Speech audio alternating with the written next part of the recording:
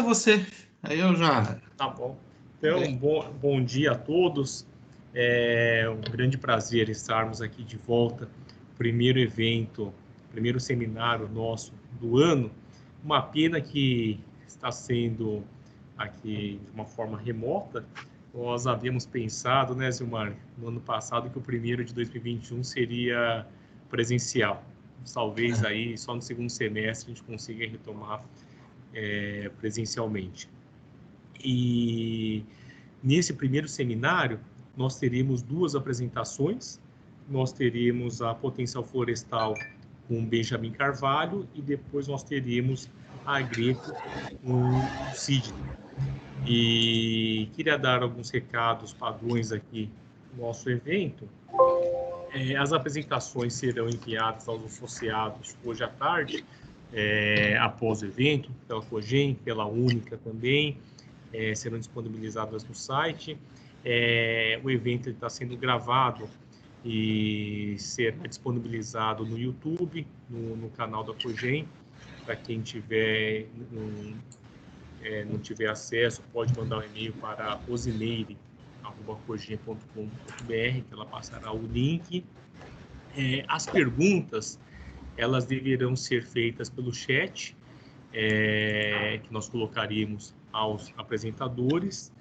E a programação hoje, nós teremos aí o início pela Potencial Florestal, que deverá fazer uma apresentação de 30 a 40 minutos, e na sequência nós abriremos aqui os debates, a qual o Zilmar e o Newton serão os moderadores, e as perguntas esperaremos aqui pelo chat. Na sequência, teremos a apresentação da Agreco, do Sidney, em torno de 30 a 40 minutos, e também com o debate na sequência. E desejo aí, mais uma vez, boas-vindas a todos, um excelente evento para todos nós. Passo agora a palavra ao Zilmar Souza. Por favor, Zilmar. Obrigado, Leonardo. Bem, bom dia a todos. Muito obrigado aí pela participação. Inicialmente aí queria agradecer a Cogem, Leonardo, Newton, a Rose, toda a equipe, Juan também da comunicação aí da Cogem, pelo apoio, a gente manter de pé essa atividade do seminário mensal, começando agora a edição 2021, e ainda de forma online. Esperamos aí que brevemente a gente possa se encontrar. Hoje a gente tem duas palestras, como bem disse o Leonardo, bem interessantes aí, para a gente trabalhar o tema não só do biogás com a Agreco, né, o Sidney, mas também aí a questão de cenários, a palestra mais para dar essa visão de curto prazo, como anda o setor elétrico do ponto de vista aí das operações mais de curto, médio prazo, com Benjamin da Potencial. Leonardo, eu queria, antes de passar a palavra para o Benjamin, fazer aqui uma divulgação rapidinho. No dia 4 de março, a Única e a CCE vão fazer um evento que, na verdade, é o lançamento da edição 2021 do programa Selo Energia Verde. Então, nós vamos aí, no dia 4 de março, das 15 às 16 horas, receber aí a superintendente adjunta da área de meio ambiente da EPE para uma palestra sobre sustentabilidade ambiental na matriz elétrica brasileira. E logo na sequência vamos apresentar as diretrizes para o ano de 2021 do programa Selo Energia Verde. Então, vou deixar aqui no bate-papo, Leonardo, o link, os contatos e a programação desse evento para quem quiser participar. Vai ser uma honra contar com a presença de vocês. Se tiver alguma dúvida ou informação adicional sobre o evento, pode até enviar e-mail para mim, Zilmar, com Z, ZILM de Maria AR, @unica.com.br. O evento vai ser organizado pela Única com a CCE e tem o apoio da Abracel no âmbito aí do nosso programa Selo Energia Verde. Então, Leonardo, essas são as minhas boas-vindas. Vamos aos trabalhos aí com o Benjamin, nosso ilustre representante aí da Potencial, que tem bagagem bastante aí de setor elétrico também, para passar boas informações para os nossos associados. Muito obrigado, Leonardo. Valeu. Muito obrigado, Zilmar, por boas-vindas. Aproveitar e saudar o Menel, que acaba de ver quem ingressou aqui conosco. Bom dia, Manel. Bom dia, seja bem-vindo. Bem-vindo. E passo aqui a palavra ao Benjamin Carvalho. Benjamin, se puder compartilhar sua tela para que todos possam acompanhar a apresentação. Por favor, Benjamin. Bom dia, Leonardo. Bom dia, Zilmar. Bom dia a todos os telespectadores que nos acompanham aqui nessa manhã, que creio que vai ser muito produtiva. Eu gostaria de estar, então, dando as boas-vindas a todos vocês. E vou compartilhar minha tela agora e vamos dar início, então, aos trabalhos. Aí vocês me avisem aí se está tudo ok no compartilhamento da tela. Eu estou fazendo aqui. Imagino que vocês já devam estar vendo a minha tela, estou correto? Sim. Perfeito, estamos vendo. Podemos seguir, então? Podemos. É isso aí, eu quero fazer aqui meus agradecimentos especiais à Cogen e à Única pelo convite, tá? E dizer a todos que todas as perguntas serão bem-vindas e enriquecedoras, tá? Espero poder, então, estar preparado e responder a todas que estiverem aqui. Vamos dar início, então. Bom, antes de começar, eu vou falar de forma breve quem somos, né? A Potencial Comercializadora é uma empresa bebê do ponto de vista, né, de comercializadora, como muitas outras comercializadoras que recentemente foram abertas, todos acompanham aí no mercado. Nós já existimos desde 2019, somos uma iniciativa da Potencial Florestal, né, então por isso o nome Potencial deriva na nossa empresa mãe, que é uma empresa de ativos florestais que completa 15 anos no ano de 2021, nós somos desde 2016, tá? É uma empresa já bastante significativa no estado de São Paulo, como veremos aqui nos slides seguintes, tá? Quem é a Potencial Florestal, então, tá? De forma bem resumida, tá? A Potencial Florestal é a maior processadora de biomassa proveniente de florestas plantadas e renováveis do estado de São Paulo. Tá? Se a gente tira as empresas como Klabin, Suzano e empresas International Paper, que é própria madeira para celulose e tudo mais, se a gente coloca isso numa bandeja separada e vê quem mais planta e renova e faz tudo isso aqui no estado de São Paulo, é a Potencial Florestal, tá? Nós nos orgulhamos de ser a número 1 no estado e, como vocês vão ver, a gente está expandindo aí um pouquinho mais. Bom, vamos falar um pouco, rapidamente, de forma bem breve, só para vocês entenderem o que é essa energia do eucalipto, né? O que é a energia que vem da madeira, que é uma energia renovável, assim como a cana-de-açúcar e outras renováveis também, tá? Brevemente, só para vocês entenderem um pouco, tá? Quando a gente fala de energia da madeira, a gente tem duas formas, não é exatamente energia, mas a gente tem duas formas de tratar a madeira. Uma é a energia, sim, que é a da biomassa, assim como tem cana-de-açúcar, só que na biomassa da madeira é o cavaco, né? Então, o cavaco, ele segue esse ciclo. Tem o plantio, né? Do plantio a gente faz a colheita, da colheita a gente chama num processo de remoção. O que é esse processo de remoção? A madeira fica descansando no campo antes de ser transportada, porque assim que você corta a madeira, ela tem muita água, precisa perder água, a água é peso, o peso influencia na logística do transporte. Depois que ela tem esse processo de maturação, que vocês vão ver mais para frente quantos dias, em alguns slides que eu tenho à frente, a gente transporta ela para um centro, que a gente chama de UPB, Unidade de Processamento de Biomassa. Lá a gente faz a picagem e o armazenamento do cavaco para, no processo seguinte, executar novo transporte, agora não mais em tora, e sim em cavaco, picado, para a indústria. E a indústria utiliza. Geralmente, hoje, nossos clientes dessas indústrias utilizam para vapor industrial, tá? Nós temos diversos clientes, tá? Eu quero destacar apenas alguns 3 aqui que eu creio que a maioria de vocês conhece. A Ajinomoto, Unilever e IP. Vale bem lembrar que, como eu disse aqui, a biomassa é renovável, tem crédito de carbono, está dentro das políticas ESG, grande maioria dessas corporações, tá? Outro ciclo que a gente tem em relação à madeira, tá, é a tora. A gente corta ela, transforma ela em tora e faz o uso, tá, que a gente vai ver aqui agora. O processo até a etapa 3 é igual, né?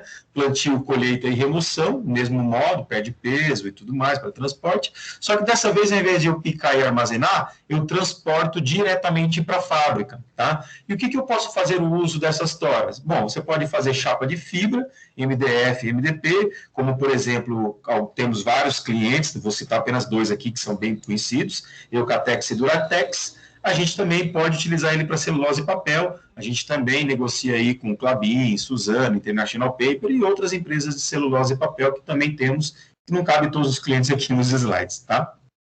Só para vocês entenderem um pouco, né, sobre especificações técnicas a respeito da madeira.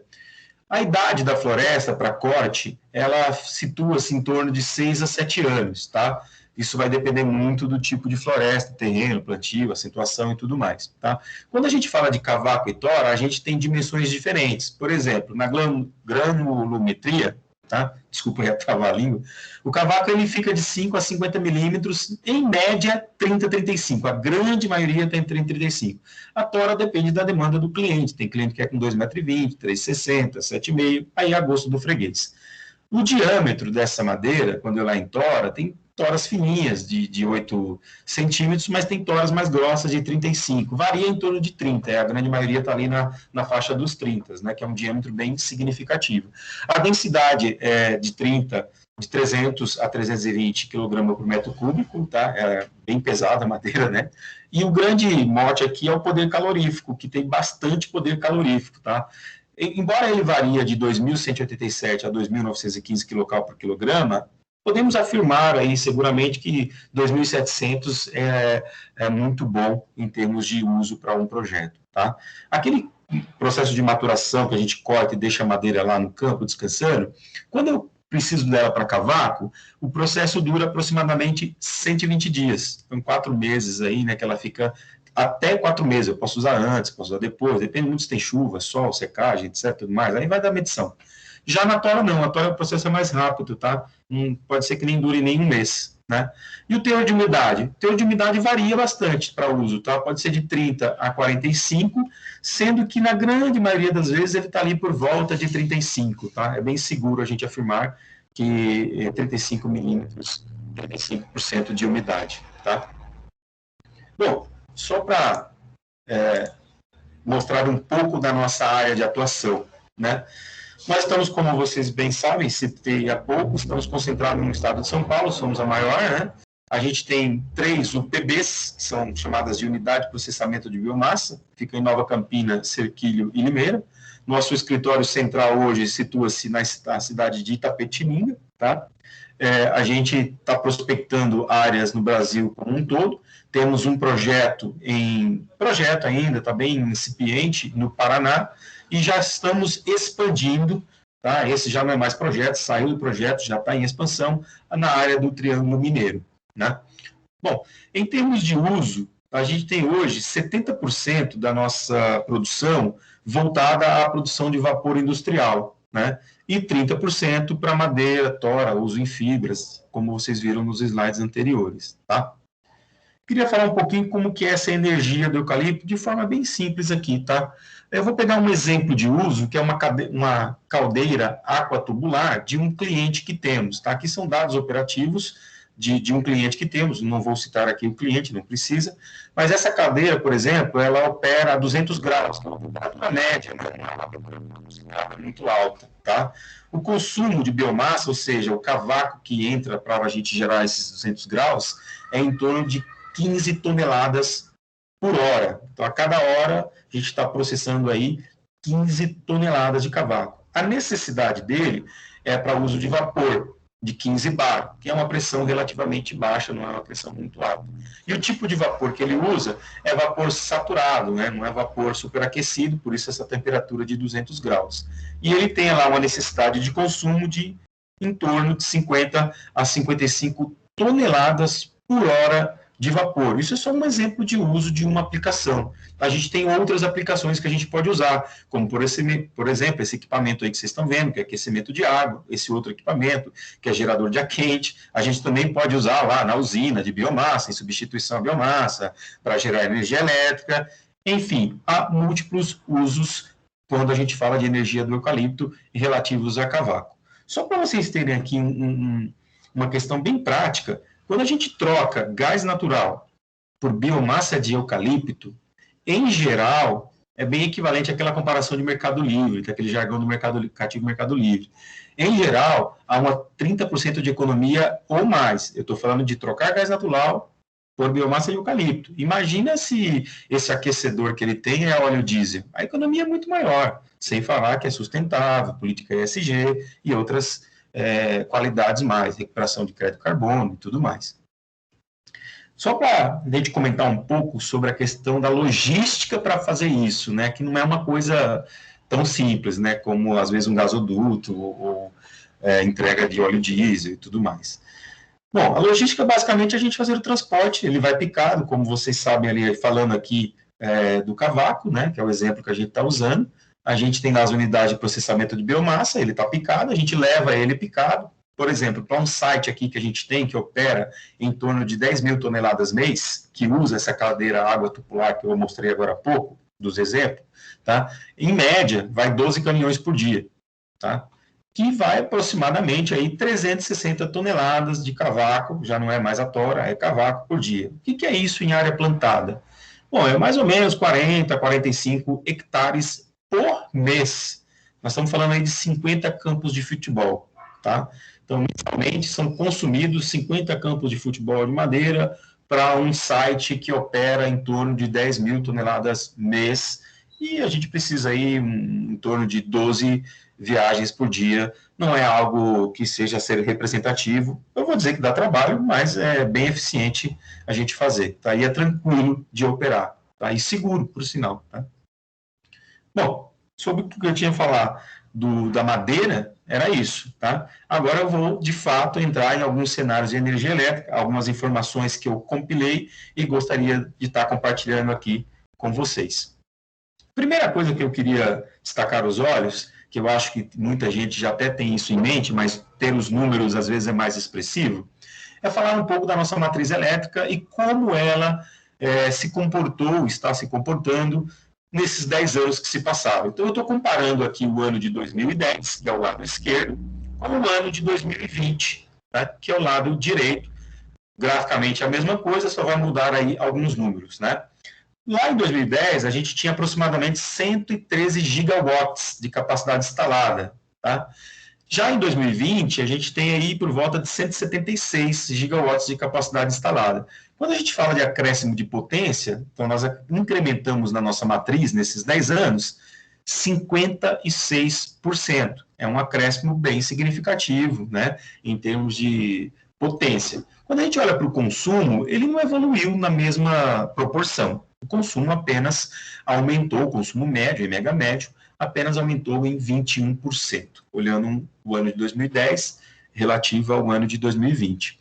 Quando eu olho para a diversificação da matriz, notadamente, a matriz hídrica, por mais que ela cresceu, ela saiu de 81%, né, que representava 72% aproximadamente, ela foi para quase 110%, né, 109% ali mais ou menos, porém representa 62%. Ela teve uma perda de representatividade em torno de 10%. Eu incrementei potência hidráulica, mas em termos de representatividade na matriz, ela perdeu. O mesmo acontece ali, em termos de par e passo, com as térmicas, que é o vermelhinho aí, ó, são os combustíveis fósseis, tá? Todos os tipos de combustíveis fósseis, óleo, gás, até mesmo as poluentes a carvão estão aí nesse mote aí, tá? Dados retirados da ANEEL, tá? Bom, eu tinha 16% de representatividade, continuo 16% de representatividade. O fato é que eu só aumentei, mas a representatividade é a mesma. Aumentei porque tudo aumentou. Aí eu incrementei 50% de potência. Acho que isso aí acompanhou, tá? Protagonismo mesmo foi da eólica. De fato, a eólica foi quem realmente cresceu. Ela representava perto de 1% da matriz, como vocês podem ver. Agora ela representa quase 10%. Esse número que está aí de 17% é porque eu tirei recentemente da ANEEL, mas a eólica divulgou recentemente que já está em 18%. De fato, quando eu peguei do SIGA da ANEEL, ele pode ter essa pequena defasagem aí, não tem problema, né? A gente bem sabe. Outro destaque aí que a gente pode começar a falar é em relação à solar. A solar, se eu olho lá para 2010, tinha nada. Não chega nem a ser 0,01, era muito pouquinho, tá? Tem 1,6 ali de megawatt instalado. Hoje não, hoje já está aí perto de 2% da matriz, em termos de capacidade instalada. Então, a gente pode aí até chegar a pensar que a eólica a solar na próxima década será a nova eólica, né? Só uma forma de pensar.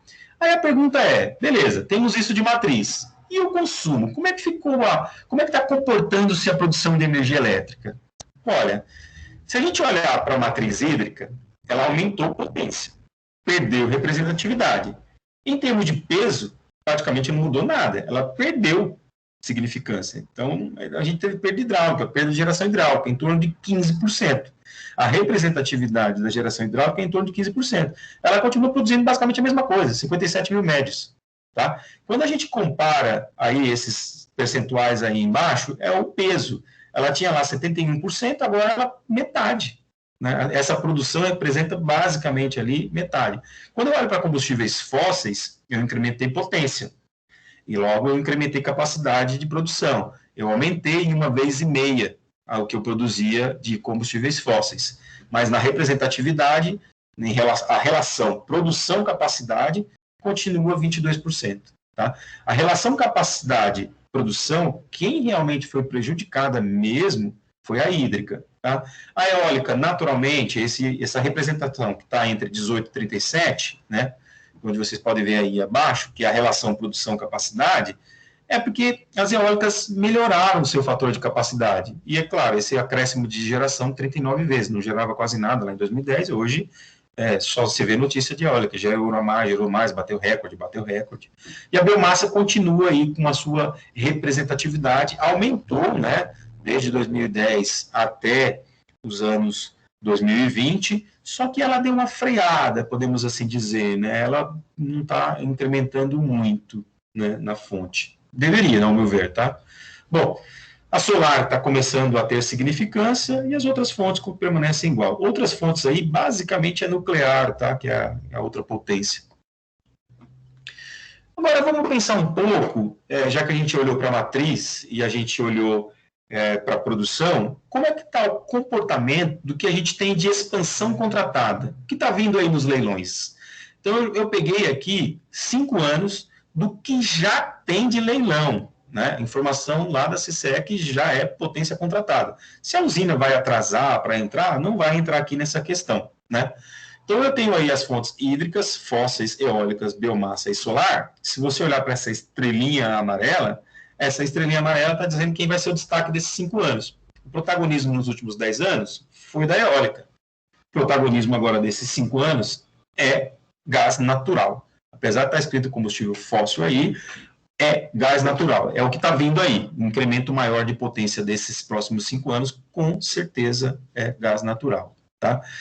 Eu queria mostrar para vocês, tá? Além, não vou comentar sobre os números vocês podem depois debruçar na apresentação quando for dividido, mas eu quero comentar sobre essas cores aí, verde, azul e vermelha, né, dessa legendinha que eu criei. O primeiro percentual é o incremento da fonte, então é a hídrica, o quanto ela acrescentou na própria hídrica, tá? Então, nessa somatória de 5 anos, que vai de 2021 até 2025, 1,4%, muito pouco. Tá? Agora, na matriz como um todo, né, qual é o incremento, que é o azulzinho? Né? Nem 1%. Quando a gente olha para a representatividade, o que eu estou chamando de representatividade? É um fator que eu criei que multiplica o incremento da fonte vezes o que ela vem produzindo. Né? Ou seja, o que de fato ela agrega de geração. Seria equivalente a dizer isso. Tá? É pouco. 0,5%. Então, eu estou botando hídrica, mas não vai mudar muita coisa a vida. É isso que está dizendo aí. A térmica, a mesma coisa. A térmica, em relação à sua própria fonte, eu estou acrescentando quase 15%. Na matriz, é 2,5% praticamente. Tá? Então, eu estou botando térmica aí. Agora, quando eu olho para geração, o quanto que isso vai representar, como eu estou botando térmica mais por questões de segurança, ela não está representando muito. Tá? A eólica, mesma coisa, está entrando eólica aí. E em relação à fonte eólica, mais de 20% de acréscimo do que tem hoje. Né? Em relação à matriz como um todo, em torno de 2%. Como a eólica tem essa instabilidade, é uma fonte intermitente, o peso dela não vai ser significativo. Né? A biomassa, infelizmente, a gente pode ver que ela acrescenta pouco em relação à própria matriz, e vem acontecendo isso nos últimos anos, né? Aí eu não vou entrar nas questões dos fatores, tá? Os senhores aqui devem conhecer melhor do que eu. E quando eu olho aí para o incremento da matriz, é bem pequenininho, né? E, é claro, peso é zero. Solar é a mesma coisa. Solar está aumentando bastante a sua própria fonte, mas solar não tem ainda representatividade de peso, né? Por mais que ela dobre, chegue até dobrar e tudo mais, não vai chegar ainda, por enquanto, nos próximos 5 anos, a representar significativamente, né? Não poderia deixar de falar de cenários sem falar de reservatórios. E esse gráfico aqui, eu estou mostrando como foi o dia 1º de janeiro de cada ano, desses últimos 11 anos, né? Tá 2010 até 2019, são 11 anos aí, né? Bom, quando eu olho de 2012 para trás, eu replecionava reservatório. Então, o reservatório ali começava o ano, né? 76%, 63%, 76% no principal reservatório, que é o Sudeste, os demais acompanhavam ali também, como vocês podem notar no gráfico. Quando eu passo ali de 2013 em diante, tá, nós notamos que a capacidade de replecionamento, ela não existe mais, sendo bem acentuada a partir de 2018, tá? Então, quando eu olho a partir de 2018, começando o ano, né? Eu comecei em 2018, poxa, eu olho para o principal reservatório, que é o Sudeste, 30%, 31%. Olho ali para o 2019, 26%. Olhei aqui para o ano que estamos, 2020, 24%. Né? Eu nem coloquei 2021 aqui, tá? Eu parei mesmo só no ano 2020, mas 2021 também sabemos que não foi lá essa coisa. Ele chegou aí na casa dos 23%, né? 22, o 1º de janeiro, foi nessa linha aí. O fato é que o recado aqui é: reservatório não repleciona mais, nós não temos mais capacidade de reservação, tá? Por diversos fatores, né? Aqui é só uma linha de tendência e como foi o comportamento do que eu estava falando anteriormente, no slide anterior, que é o replecionamento, tá? Então, a gente vê essa linha de tendência de replecionamento caindo, caindo, caindo, caindo, caindo, caindo, e aqui é o reservatório do Sudeste, é o que eu tenho de energia armazenada no Sudeste no ano. Média, a média de energia armazenada no ano de 2010 até 2020. Aí vocês começam a ver que essas cores aí começam a ficar vermelhas. Eu botei uma legenda, tá? Aí foi uma legenda eu mesmo que criei, então a cor mais clarinha ali, ó, né, ele é bom, né? O ano, quando está numa cor ali mais escurinha, ele é ruim. Não foi um ano de hidrologia boa e não tivemos reservatório. Não tem água, sabemos da consequência. Precisamos de térmica e térmica é cara, tá? Então, a gente está indo para uma tendência ruim, né? Eu não sei se o ano de 21 vai acompanhar ali 2017 para trás. Ele está mais para 2020 para baixo, tá? Pelo menos é o que mostra a linha de tendência, tá? Que é estatístico, né? Aí a gente tem algumas consequências que estão claramente além de outros fatores, quero aqui frisar, eles não são esses fatores que são os culpados disso aqui. Existem mais coisas culpadas disso aqui, nós sabemos. Mas um reflexo como um todo que a gente nota, e a gente não pode deixar de comentar, é o fatídico GSF. Quando a gente olha, então, para os últimos anos, desde 2014, a degradação média do GSF está em torno de 15%. Tá? A gente não tem capacidade de reservação mais, né? Então, dentre muitos fatores, é claro, a gente vai ter o GSF degradado. Como principal reservatório, e quando a gente fala de negociações de energia e tudo mais, a grande maioria é o Sudeste, a referência é o PLD do Sudeste, excetuando-se o ano de 2014, que ainda existia aquele PLD de 800 e tralalá, né?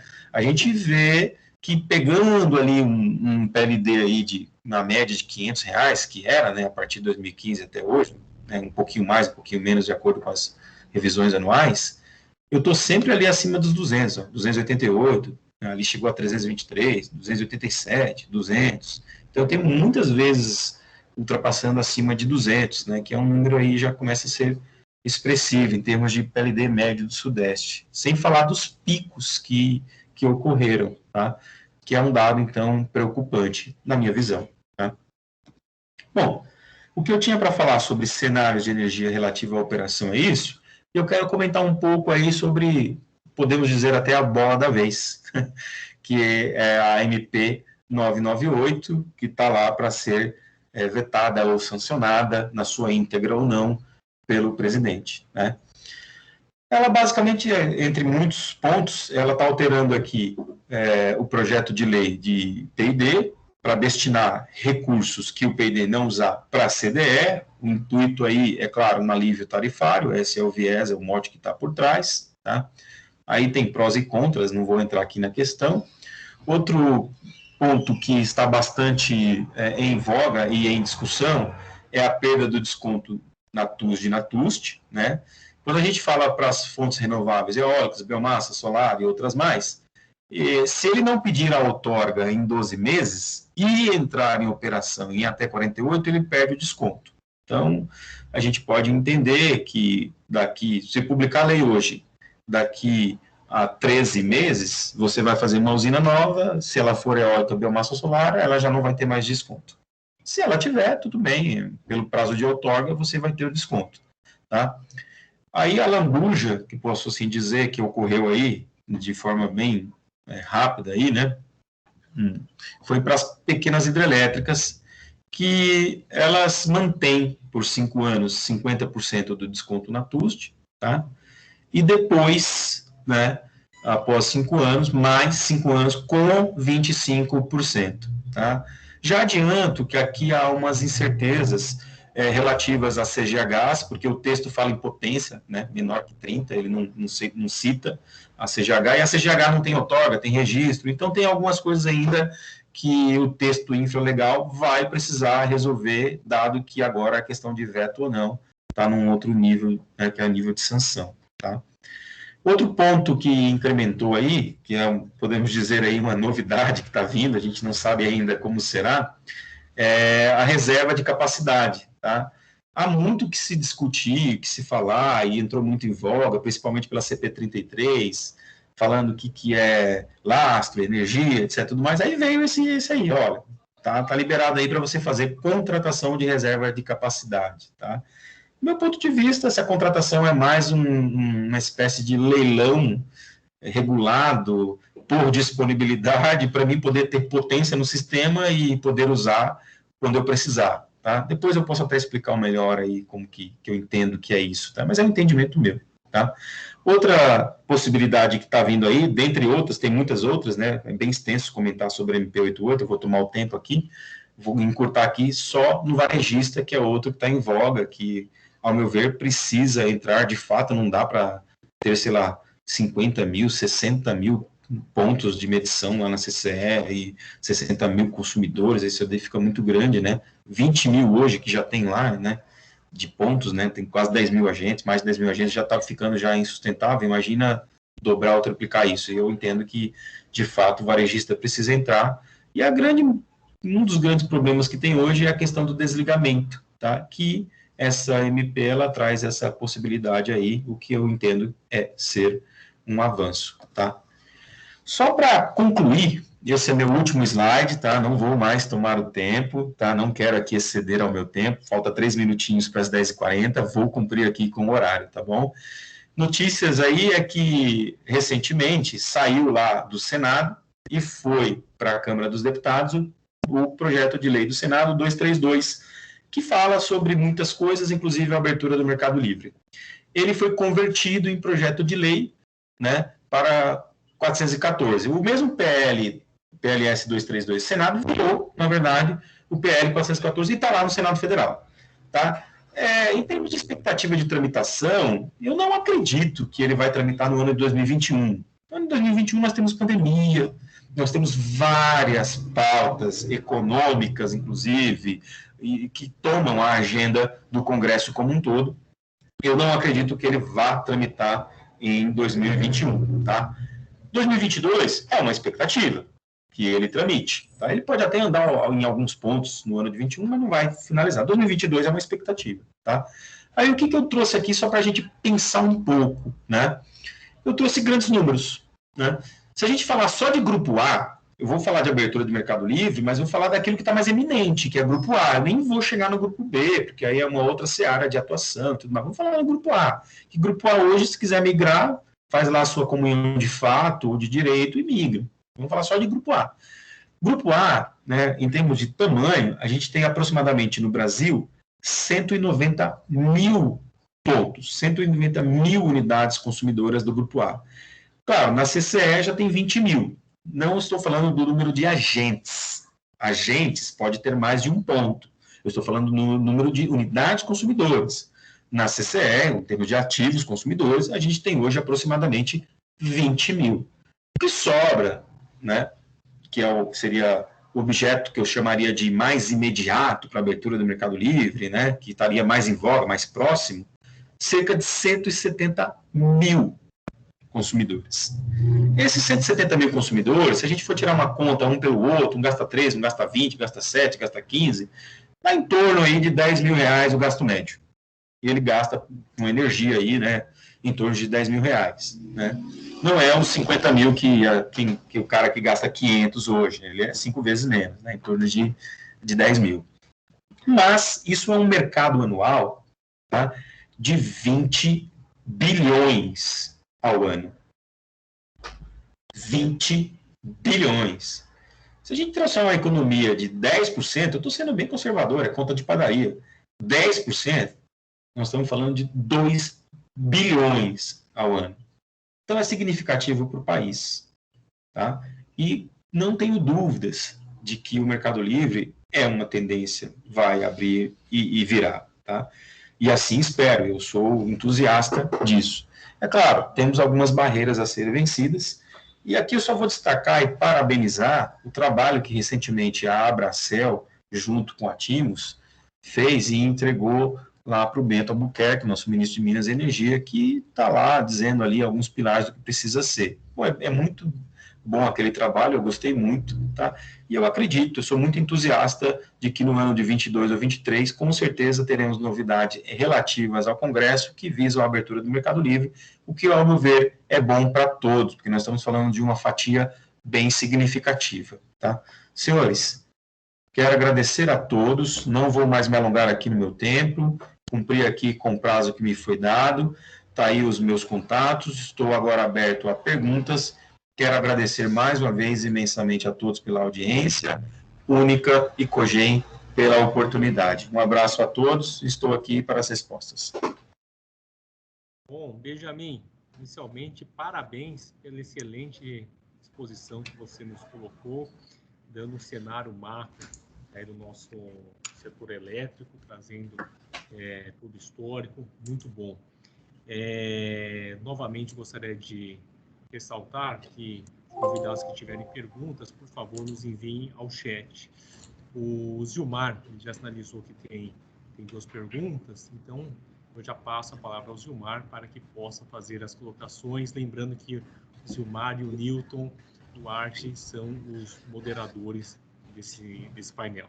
Por favor, Zilmar. Obrigado, Leonardo. Bem, parabéns aí, Benjamin, pela palestra, muito interessante, bastante informação. Eu vou, na verdade, fazer 2 perguntas e ter uma observação. Eu vou começar pelo fim. Este seu slide, acho que é o número 19, que fala da migração, ainda no Grupo A, que temos um grande potencial. Você que também atuou aí na CCE, você demonstrou que está esperançoso com a regulamentação, talvez aí do comercializador varejista. Você acha que precisa, além dessa regulamentação do comercializador varejista, outra regulamentação, outros estímulos para realmente concretizar esse potencial de imigração que você apresentou? Eu queria que você discorresse um pouquinho mais sobre isso, dado que uma informação importante, o ano passado, Benjamin, mais de 60% de tudo que a bioeletricidade ofertou ao Sistema Interligado Nacional, mais 60% foram para o Mercado Livre. Então, a gente tem no nosso DNA esta questão do Mercado Livre, então é muito bem-vinda essa valoração do ambiente livre. Mas eu queria que você discorresse um pouquinho mais sobre o que você apresentou nesse slide 19, Benjamin. Obrigado, Zilmar. Muito boa a sua pergunta, muito bem colocada e oportuna, e bem inteligente ela. Do ponto de vista de regulamentação, técnico, a qual a gente olha para arcabouços legais, eu entendo que o varejista, ele atende. O que precisa em termos do varejista? Olha, se eu hoje, vou falar por mim, pela potencial, se nós fôssemos hoje um consumidor varejista, assim como muitos que querem ser, qual é o grande problema? A inadimplência. O grande problema é a inadimplência, desligamento, o que fazer com esse consumidor aí, como desgarrar dele. Então, essa questão, de fato, precisa avançar. Se eu tenho um mal pagador, eu preciso, de alguma maneira, passar para esse mal pagador. Tá? É como se eu tivesse um inquilino na minha casa, esse inquilino hoje não paga meu aluguel, eu preciso tirar ele. Hoje, em termos de inquilino, eu tenho instrumentos democráticos e jurídicos para tirar o inquilino. Quando eu olho para o varejista, eu preciso ter instrumentos dessa natureza. Quando eu olho para o inquilino, no pior cenário, né, ele ficaria na rua, né, e digamos assim, uma assistente social cuidaria dele. No pior, sendo assim, bem pior cenário, tá? Ninguém quer que aconteça isso, pelo amor de Deus. Quando eu olho para a energia elétrica, a gente tem que ter algo dessa natureza. E algo dessa natureza, hoje, há um entendimento muito grande entre muitos defensores do mercado, que é o supridor de última instância.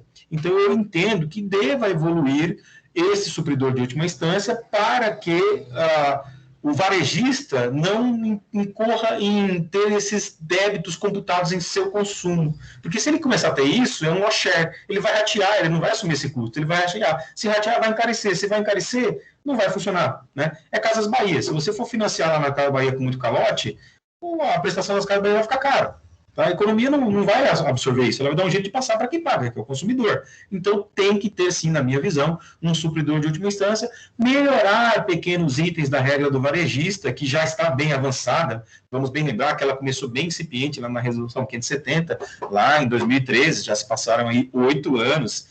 Varejista, de fato, temos poucos em termos de representatividade. Se eu não me engano, pelo último número que a CCE divulgou, é 39 habilitados, tá? E aí poucas cargas tem ali embaixo, nem se representa, é incipiente, está em forma de laboratório. Então, sim, do ponto de vista de regulação, o grande mote que eu entendo que deva avançar é a questão do supridor de última instância e como se dá os instrumentos jurídicos para que não se recaia sobre responsabilidade do varejista esse consumo indevido, por conta de uma eventual inadimplência. O contrário também é verdadeiro. O varejista pode falir e esse consumidor precisa ter a liberdade de ter a sua segurança jurídica de ir para esse supridor de mesma forma, mesmo formato, com suas cláusulas contratuais e tudo mais. E pode acontecer o contrário também. Tá? Então, essas duas coisas que eu entendo que deva ser melhorado.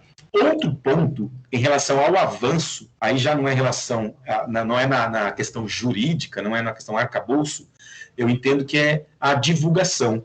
Quando a gente fala de mercado livre de energia, eu creio que muitos aqui se deparam, tá, seja na linha de seus familiares, seus amigos, ou no churrasco, ou em uma outra frente que vocês vão, ainda há um desconhecimento. Então, para que se avance no mercado livre, 2 pilares básicos. O primeiro é a segurança, a regulação, segurança jurídica e instrumentos legais.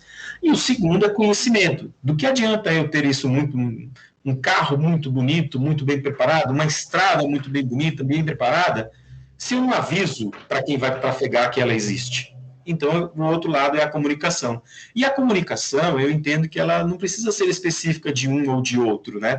Ou seja, uma iniciativa específica de um determinado agente do mercado. Eu acho que pode ser uma iniciativa mais global.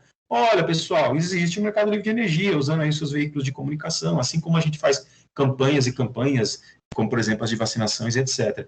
Pessoal, o governo, né? Olha, liberei aqui a lei tal, o que é isso? Isso aqui é bom para você, isso aqui é bom para você, isso aqui é bom. Procure, então, um responsável que vai te orientar.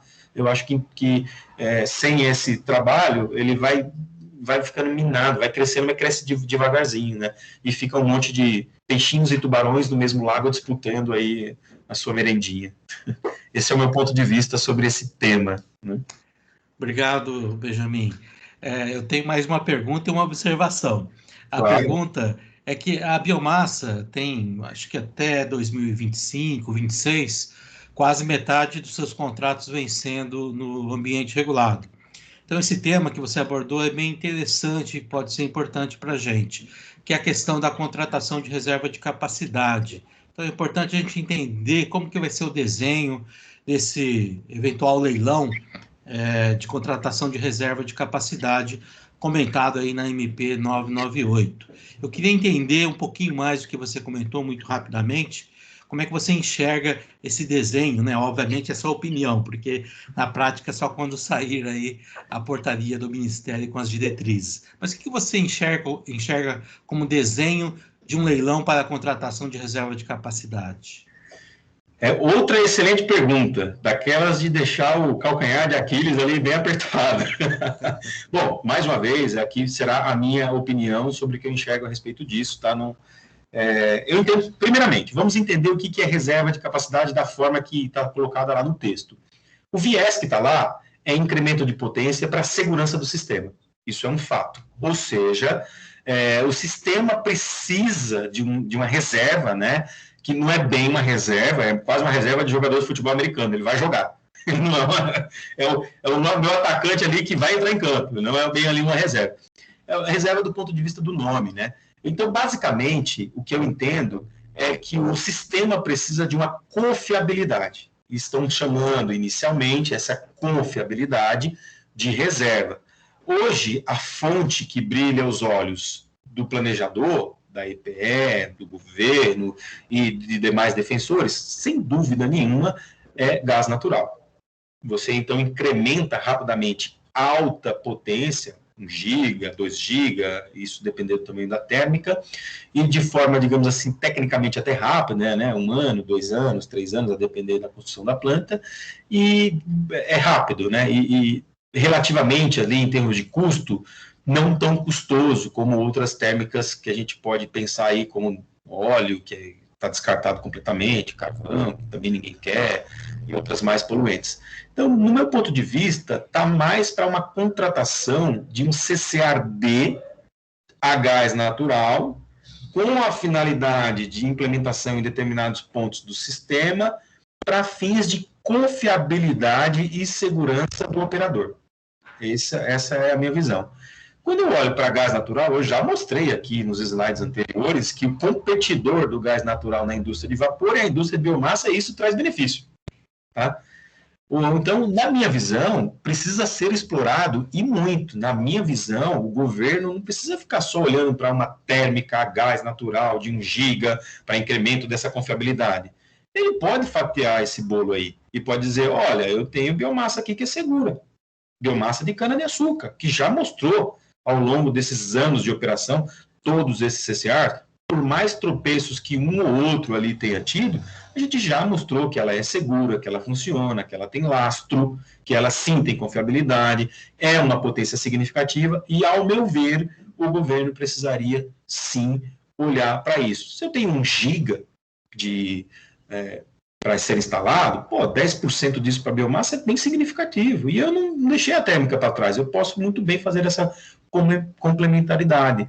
Sem falar na empregabilidade. Quando eu olho para a biomassa, a cadeia de empregabilidade, sustentabilidade que ela tem, é muito maior do que a cadeia do gás. Então, eu entendo que a confiabilidade, que é o que o sistema precisa, por mais que o viés e o mote seja hoje, tudo nos dá a entender que está ligado ao gás natural e à expansão do gás natural. Aliás, recentemente o BNDES mandou um relatório sobre o que ele acha do gás natural, e lá tem um capítulo que fala sobre a expansão térmica, é interessante aí para quem tiver oportunidade de ler.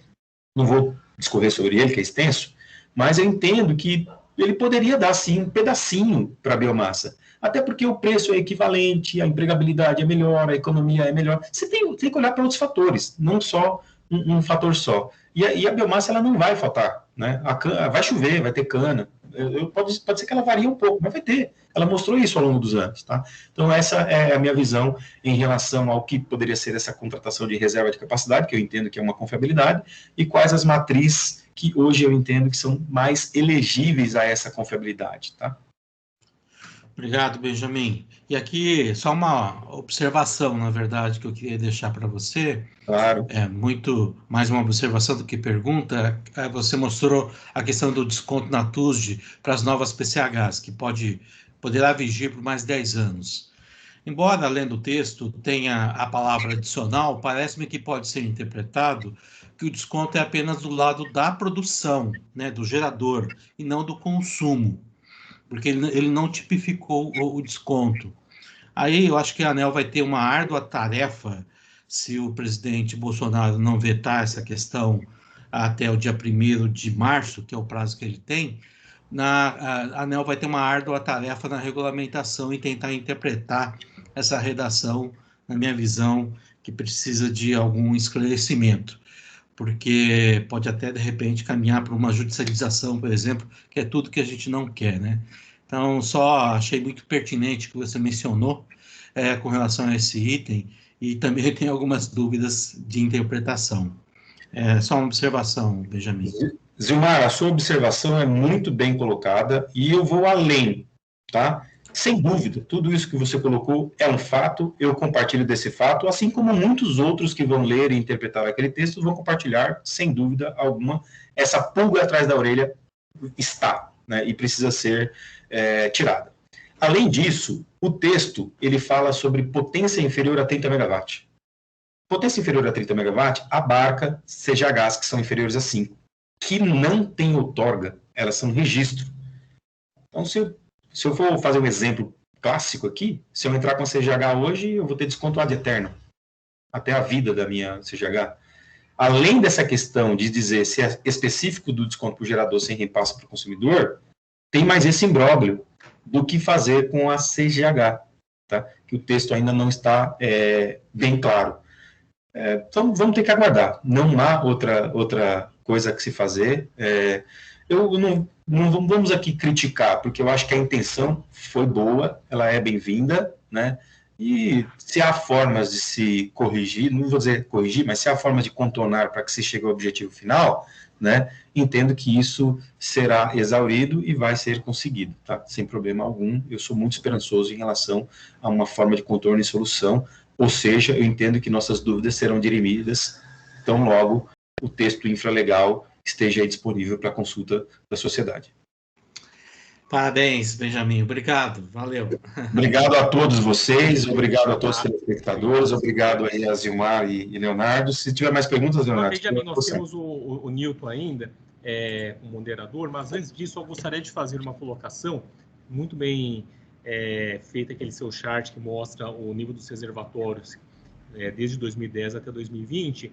Eu queria só enaltecer que quando você coloca que nós estávamos acima de 70% no Sudeste e Centro-Oeste de 2010 até 2013, hoje as biomassas elas contribuem com a preservação em torno de 15%, 15 pontos percentuais nos reservatórios Sudeste e Centro-Oeste. O que isso quer dizer? Que hoje nós estaríamos com 11% no Sudeste e Centro-Oeste se não fossem as biomassas.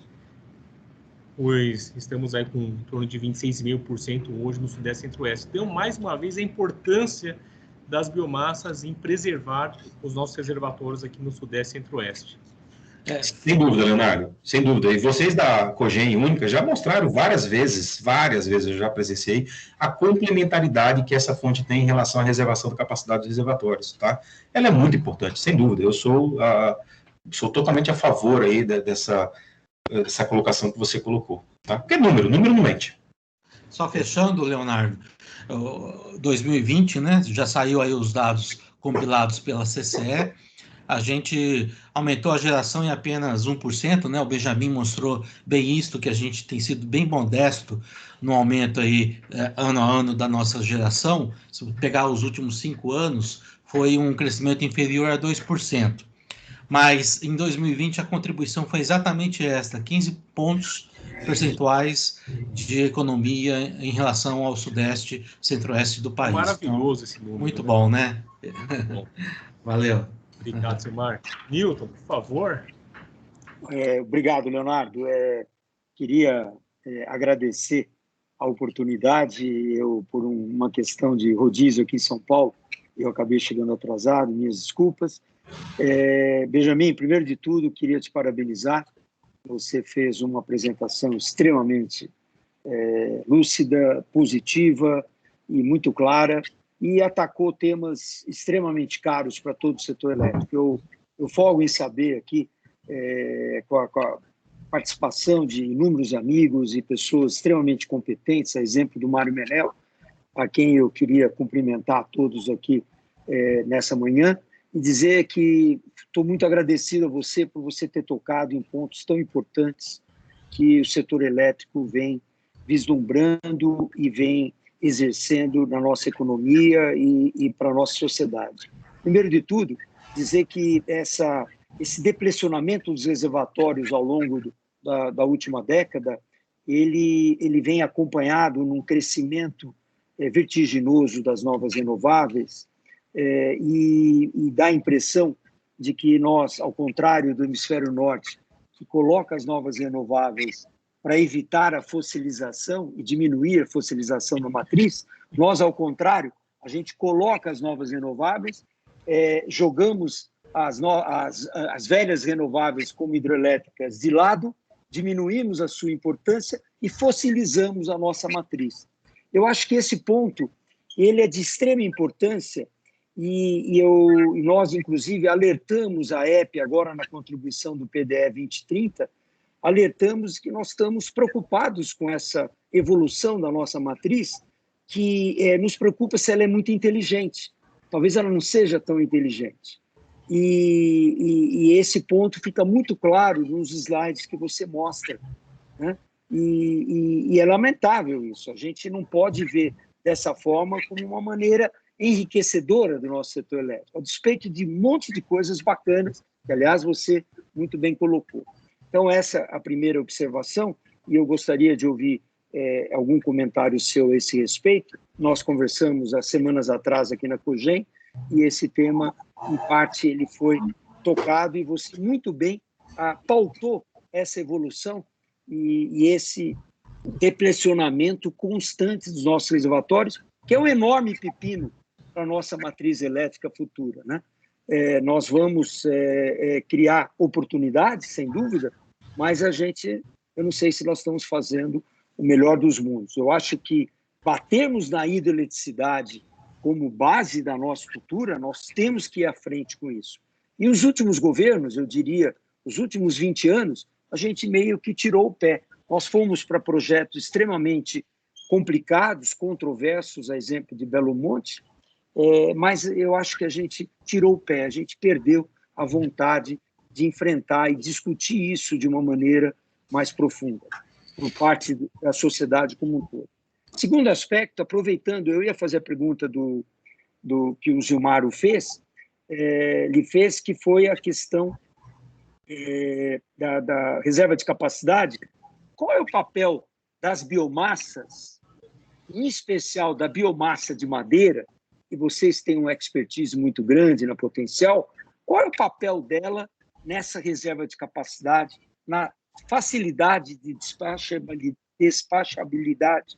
Me comenta um pouco isso, já que vocês têm bastante experiência com as biomassas de madeira, por favor. Newton, primeiramente, realmente o que você colocou é assim, chega a ser assustador, podemos assim dizer, né? Mas é um fato, né? E bem, é bom saber que você alertou lá a EPE e está cutucando e tudo mais. Mas, assim, eu vou fazer uma análise fria sobre o primeiro ponto, que é um fato, os números não mentem. O que você comentou sobre a fossilização da matriz está claro, a gente incrementando o térmico, tanto é que no meu slide ali eu destaquei a fonte que está em voga nos últimos 5 anos, de 21 a 25. A estrelinha está lá na gás natural, tá? Só que vamos tirar de lado os fatos que já aconteceram, eles não têm como voltar atrás. E vamos fazer uma análise fria sobre o comentário que você colocou agora, em termos que o mundo bota renováveis para poder melhorar a sua matriz, e a gente faz o contrário. Se a gente olhar ali anos 80, tá? E aí seus cabelos brancos e um pouquinho dos meus também vão nos fazer lembrar, a base era hídrica. A gente não tinha... A experiência é gritante, viu? Fica tranquilo. Temos que respeitar, temos que respeitar. Eu sou muito grato de poder compartilhar isso aí com vocês. E sempre é bom poder estar conversando com vocês. Se a gente olhar os anos 80, a matriz era hídrica. Tá? A gente não falava em eólica, solar, fonte intermitente, anos 80 não tinha. Anos 80 tinha outros problemas, tá? Inflação, expansão, descentralização e etc. Aí a gente entrou nos anos 90, abertura de mercado, etc, tal, tudo mais. E a gente começou a falar, precisamos diversificar a matriz. Diversificar a matriz, tá? A gente tinha fontes térmicas, a gente botou térmica. Por que botou térmica? Segurança, vamos lembrar aí do PPT, né? 2001, 2002, 2003 ali, a gente colapsou e falou assim, não dá para ficar só com a água, precisamos botar, beleza, botamos térmica. Bem ruim, porque era óleo, bem ruim, mas era o que tinha, era o pneu furado, o pneu furou, trocou pelo step que tinha. E aí vai, seguimos.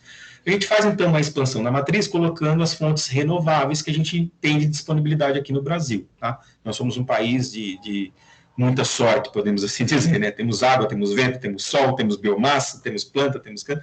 Nós somos um país realmente fora do comum em relação a outros do mundo, né?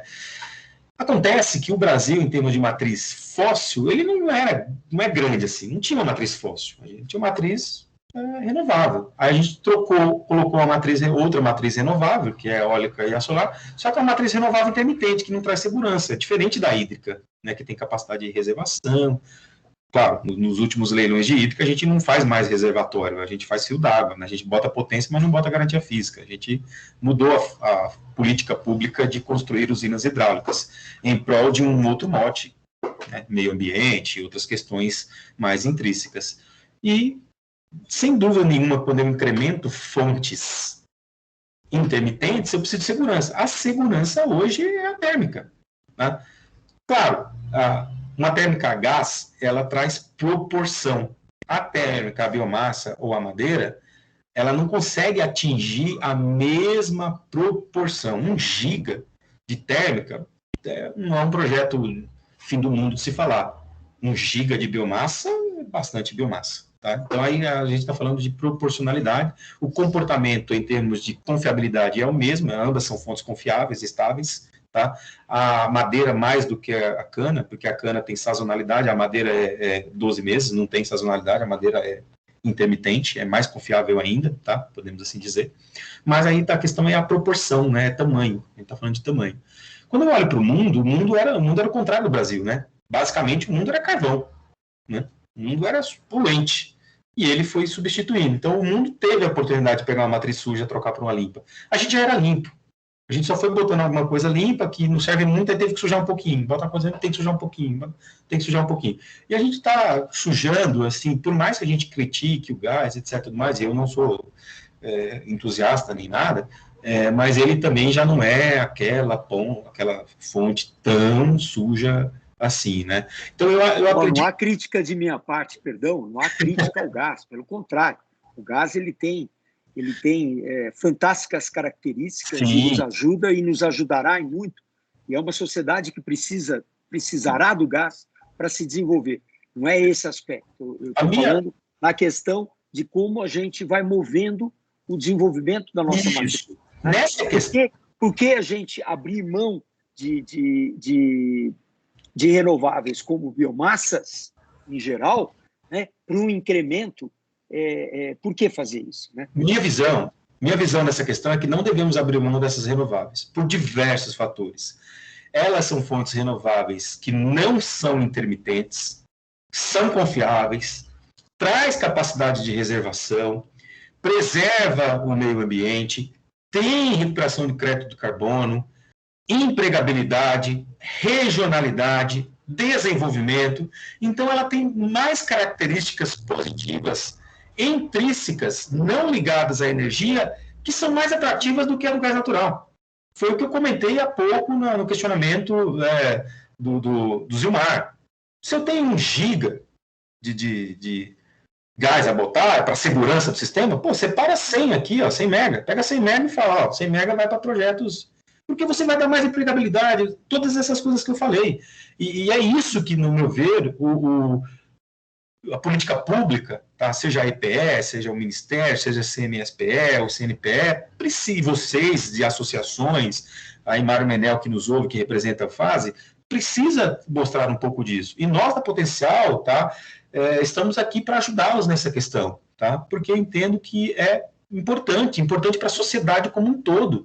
Nós não estamos falando da importância só da energia elétrica, nós estamos indo além, nós estamos indo para uma cadeia que gera emprego, sustentabilidade, produtividade, ela é rica, ela traz benefícios, ela é sustentável, tá? Que eu entendo que é o futuro, né? Ela está dentro do ESG, né, das políticas ESG. Benjamin, muito obrigado pelas suas considerações. Eu queria retornar, se alguém, Mário Menel levantou a mão, porque ele foi citado tantas vezes, ainda bem que não foi citado pelo cabelo branco, só eu fui. Mas ele... Mário, por favor.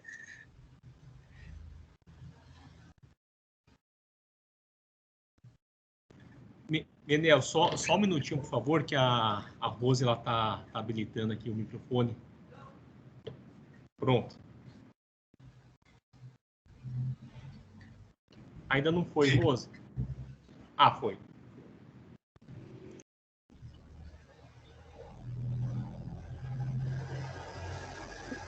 Um minutinho, Mário, um minutinho só, que nós não estamos ouvindo você, por favor.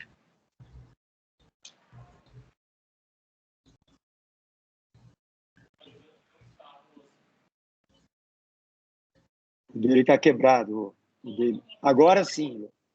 Oi, bom dia. Agora sim. Ótimo. Oi. Bom dia a todos. Mais uma vez agradecer aí o convite do Newton, do Léo e do Zilmar para participar. E, em primeiro lugar, cumprimentar o Benjamin pela abordagem original e muito interessante da situação energética do sistema elétrico brasileiro.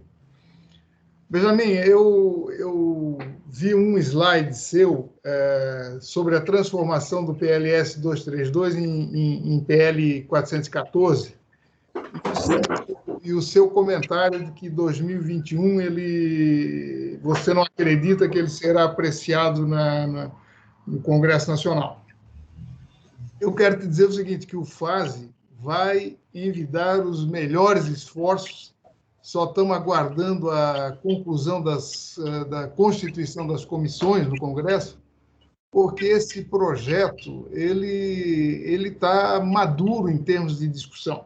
Nós começamos a discutir isso em 2015, 2016, nós tivemos uma participação intensa lá, não tanto no 232, mas sim no 19, 17, e os contatos que eu tenho feito no Congresso me dão conta que há uma predisposição da gente atuar, de ter esse projeto aprovado ainda esse ano, porque ele traz coisas importantes para o setor elétrico. Por exemplo, nós estávamos comentando aí a contratação de um mercado de capacidade, né? Isso foi digamos, um paliativo, enquanto você não tem a separação lastro-energia, problema talvez de atendimento de ponta, né? Então, você contratar uma capacidade para atender a ponta do sistema.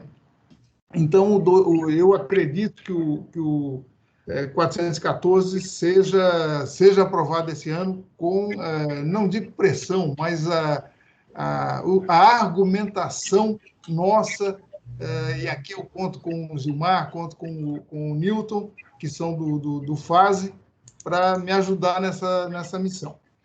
Outro aspecto que eu queria salientar é o seguinte: você citou o estudo da Timos Abracel, que também eu achei muito interessante, eu acho que vai ajudar os órgãos reguladores nessa regulação que é complicada, né, de supridor de última instância, contratos legados e tudo que está lá abordado. E quero fazer um convite, porque amanhã nós teremos uma apresentação da Abracel no FASE, praticamente a reunião toda do FASE de 2 horas será dedicada a essa apresentação a ser feita pelo Frederico, e vai justamente descrever e abordar o trabalho como um todo, porque é uma coisa que interessa para todos nós, a abertura do mercado.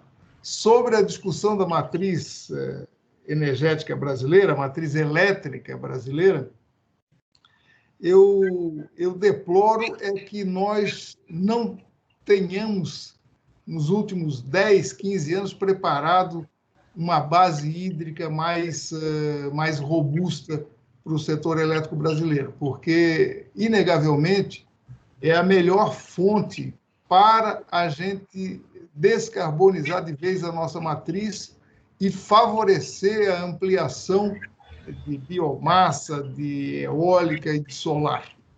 E aí isso era motivo de um webinar inteiro, de mais de um dia, né, para a gente discutir a matriz brasileira. Mas nós do setor elétrico, nós planejadores, nós temos uma culpa muito grande, porque nós praticamos a autocensura, né? A autocensura, quer dizer, quando você vai fazer o estudo, você já, não, isso aqui não vai passar no meio ambiente e tal, eu vou retirar isso, vou reduzir pela metade. Eu posso dar uma experiência própria minha, num estudo que a minha empresa estava fazendo há algum tempo atrás. Nós chegamos num órgão ambiental e mostramos a área inundada, projetada, e simplesmente o técnico do meio ambiente olhou e disse assim, pode voltar a refazer o estudo e trazer metade dessa área. Como que isso... Que argumento técnico, o cara simplesmente olhou a área inundada e disse, quero a metade da área. Ou seja, inviabilizou, a usina não saiu, né? A usina hidrelétrica não saiu. Então, essa autocensura que nós praticamos dentro da própria EPE no passado, eu me lembro, o Nilton estava junto, quando nós discutíamos os primeiros planos decenais da era moderna, a gente já fazia ali a autocensura em termos de hidrelétricas. E hoje, por exemplo, nós temos os problemas que estamos tendo com Belo Monte, por exemplo, né? Que, boa notícia, Nilton, hoje ela voltou a fornecer plena capacidade para o setor elétrico brasileiro. Eu recebi agora uma mensagem da Norte Energia mostrando o gráfico no seu controle de despacho. Então, Benjamin, falei demais até, rivalizei com você na coisa, mas eu queria deixar esse recado que nós vamos insistir no 414, por uma razão muito simples. Se ele passar para 2022, que é um ano eleitoral, nós corremos o sério risco de, quando o projeto de modernização do setor elétrico for aprovado, ele já vai estar desatualizado. Nós vamos ter que começar um outro projeto que ele não vai estar atualizado adequadamente. Obrigado. Um abraço a todos. Mário, é uma excelente notícia poder receber isso. Então, fico aqui extremamente feliz. Eu acredito que todos que nos ouvem também compartilham dessa felicidade. Claro que o que a gente fez aqui é uma análise, né? Apenas, né, sem adentrar muito nas questões. É uma análise, é uma opinião, por conta, como eu justifiquei, por conta de temas e pautas relativos à pandemia. Porque nós estamos num ano atípico. E, sem dúvida nenhuma, eu ouvi dizer que, sim, vocês estão muito bem engajados e eu tenho certeza e desejo todo sucesso para que isso saia logo, tá? Nós, aqui, eu como sociedade, como pessoa e sociedade, desejo muito, como representante de uma empresa, também desejo muito, né? E como amigo e parceiro de muitos que são defensores, também desejo muito, e essa notícia que você nos deu agora, ela nos enche de orgulho, tá? Fico muito feliz em poder você compartilhar essa notícia, desejo todo o apoio, força que consiga, e estou à disposição, tá? Se precisar também, conte conosco e vamos lá. Bom, obrigado, Menel. Menel, muito obrigado pelas suas colocações. Benjamin, novamente, quero parabenizá-la aí pela sua excelente exposição, pelo debate aqui junto com o Gilmar, com o Nilton. E passemos agora para a segunda parte do nosso seminário com o Sidney Guimarães, da Agreco, onde ele falará sobre a contribuição do biogás na transição energética. Por favor, Sidney. Opa, Leonardo, você me escuta? Só confirma, por favor. Perfeito, estamos escutando, estamos visualizando a sua apresentação. Obrigado. Antes de agradecer, parabéns, Benjamin, excelente apresentação, excelente debate, acho que um conhecimento aprofundado sobre biomassa, sobre o setor e sobre a dinâmica, né? Acompanhar o setor elétrico não é fácil. Todos os dias você tem informações novas, os acontecimentos novos, então acompanhar isso é também desafiador para mim. o dia deveria ter 48 horas para poder conseguir acompanhar. Quase impossível. Muito obrigado a todos e sucesso aí, tá? Eu vou ficar aqui, ouvindo aqui. Obrigado. Obrigado, Benjamin. Cid, a gente não consegue te enxergar, acho que sua câmera deve estar desligada.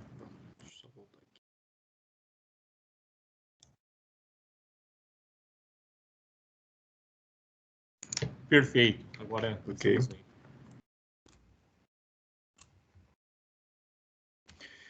Bom, obrigado, Leonardo, Zilmar, Newton, obrigado, Rosimeire, pelo suporte que você tem nos dado na organização do evento. Agradeço a Única, a Cogen, bom dia a todos. O tema para esse webinar escolhido por nós foi a contribuição do biogás na transição energética. Antes de adentrar efetivamente no tema, eu vou fazer uma abordagem rápida da Agreco, né, a empresa que eu represento. A Agreco é uma empresa britânica, está presente em mais de 80 países. Hoje estamos entre as 100 maiores empresas listadas na Bolsa de Londres, com faturamento aproximado de 1,6 bilhões de libras. No Brasil, a Agreco tem mais de 50 anos de mercado, e no Brasil a gente tem aproximadamente 20 anos de operação, um pouco mais. A gente está no Brasil com aproximadamente 500 megawatts instalado em operação. Uma parte dessas usinas de geração de energia operam com o biogás. O que a gente planeja para o futuro, atrelado aos compromissos firmados recentemente com o Acordo de Paris, né, descarbonizar, realmente crescer estruturado no biogás, ou seja, desenvolver projetos, implementar projetos a partir do aproveitamento energético do biogás. Falando um pouco sobre a transição energética, eu acho que esse slide ele nos fala muita coisa, né? Então, a gente tem hoje um estudo do IRENA de 2019, 24% da oferta de eletricidade a nível mundial é de soluções renováveis. A expectativa para 2050, que isso represente 86% de oferta de eletricidade a partir de fontes renováveis. Então, assim, um crescimento exponencial. Diante desse crescimento, esse crescimento vai estar atrelado a investimentos virtuosos. A gente está falando de 22 trilhões de dólares em investimentos para que a gente consiga atingir esse patamar. Quando a gente associa as emissões de CO2 ao investimento em uma matriz que basicamente será renovável, com 86% da sua participação, a gente vai ter, evidentemente, uma redução de emissões de CO2 significativa. Quando a gente faz a mesma análise na biomassa, né, quando a gente avalia a biomassa tradicional, a gente vai ter uma demanda saindo da matriz energética mundial, que hoje representa 1%, em 2050 chegaremos a 7%. Porém, a análise feita pela IRENA é dentro do aproveitamento energético tradicional, que é justamente o que o Benjamin colocou. Então, biomassa, reaproveitamento florestal. Quando se faz uma análise um pouco mais aprofundada, vamos intensificar o aproveitamento energético na agricultura, vamos intensificar o aproveitamento energético no saneamento, em outros setores. Então, há um potencial adicional de 158 exajoule a 313 exajoule ano, ou seja, a gente tem um espaço para realmente ultrapassar esses 7% da matriz energética mundial a partir da biomassa. Então, acho que são informações que vão... E na sequência eu vou falar um pouco como é que está o biogás no Brasil, né? Então, nos últimos anos, acho que travou aqui um pouco o meu computador.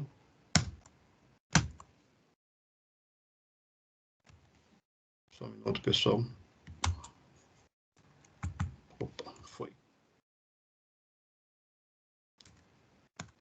Então, a regulação do setor, né, quando a gente fala de biogás no Brasil, tem vários agentes que têm feito trabalhos extraordinários, a Biogás, a própria CI Biogás, em Foz do Iguaçu.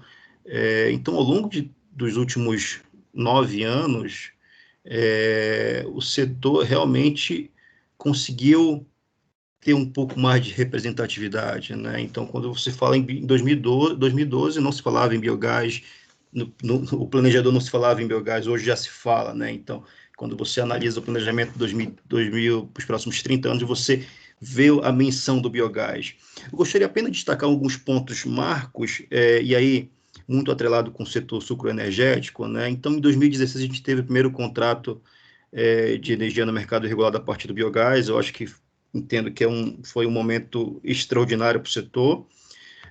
A própria, em 2015, a gente teve a alteração da 482, né, da mini geração distribuída, e isso, de alguma forma, tem ajudado, tem incentivado empreendedores, investidores a realmente olhar para essa fonte, para empreender nesse setor, para implementar projetos, realmente tirar projetos do papel. Isso tem ajudado de forma significativa, mas vocês podem perceber que realmente, ao longo dos últimos 9 anos, o biogás passou sim a ter representatividade, mas isso um trabalho feito por pessoas que passaram pela biogás, pessoas que estão na biogás, pela diretoria, pela própria Tamar, pela própria Marcela, que estão lá no dia a dia, realmente dando visibilidade para o biogás como energético.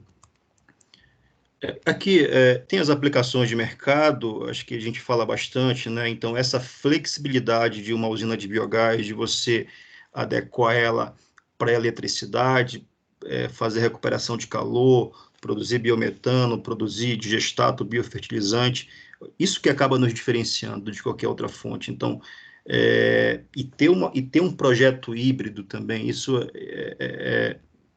acho que fantástico, né? Então, pensar num projeto do aproveitamento de uma biomassa, de um insumo, que é muito comum isso numa agroindústria, num frigorífico, ser um passivo ambiental, dar uma destinação adequada, nobre, transformar isso no energético, isso é fantástico. Então, essa flexibilidade de aplicação do biogás, isso é um diferencial extraordinário. Quando a gente faz a comparação entre as emissões, né, vamos pensar num projeto híbrido no qual a gente tem a geração de energia elétrica e temos produção de biometano a partir do biogás. Então, se você faz o aproveitamento do biometano na própria frota, numa indústria sucroalcooleira, substituindo o diesel, quando você faz uma análise da intensidade de carbono, né, para os dois combustíveis, então, biometano é uma pegada negativa. Então, extremamente conectado com o que o próprio Mário Menel comentou. Vamos descarbonizar, então, o biometano é uma fonte que tem uma pegada de carbono negativa, que pode substituir o diesel, que você pode produzir energia elétrica, você pode produzir biofertilizante. Então, essa comparação eu acho fantástica também. Aqui a gente fala um pouco do potencial brasileiro de produção de biogás a partir de 4 setores, né? E aí, sempre se destacando o sucro energético a partir da vinhaça, torta de filtro, resíduos em geral.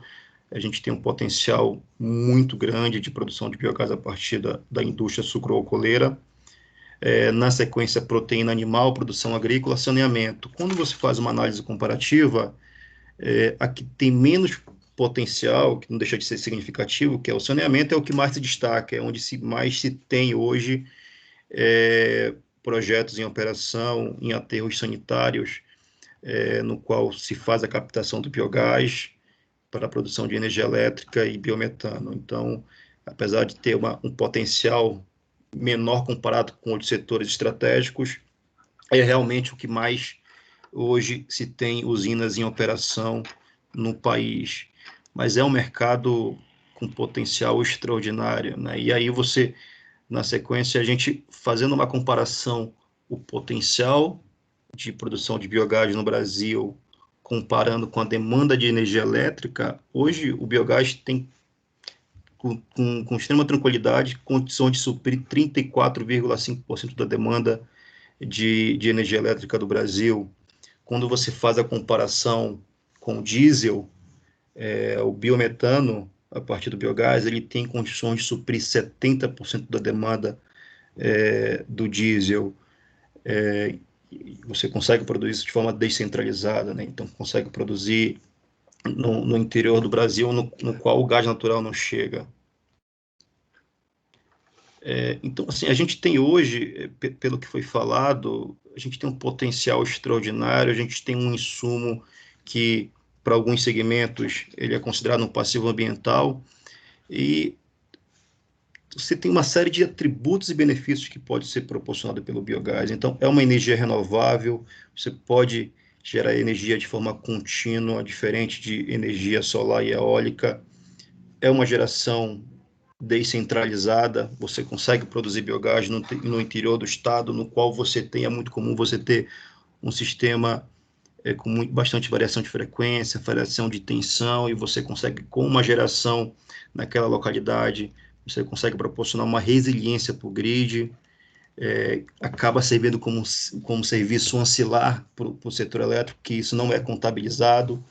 É uma energia armazenável, tem um impacto grande com a redução dos gases de efeito estufa.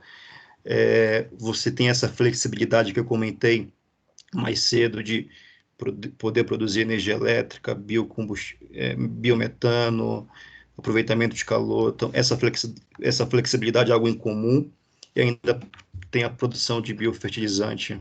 Então, esses atributos e os benefícios que o biogás pode proporcionar é algo que realmente nos diferencia, né? Aqui a gente tem alguns modelos vamos chamar de aproveitamento energético do que é tradicional, né? Então, o que mais se tem hoje no Brasil é o aproveitamento energético do biogás produzido no aterro. Então, você tem aí o sistema de captação. Se eu colocar aqui um ponteiro, você tem um sistema de captação, e você pode fazer a captação desse biogás, produzir eletricidade, biometano. Se produz biometano, você pode comercializar os CBIOS, fazer o cadastro na ONU para o crédito de carbono, ter o certificado de energia renovável.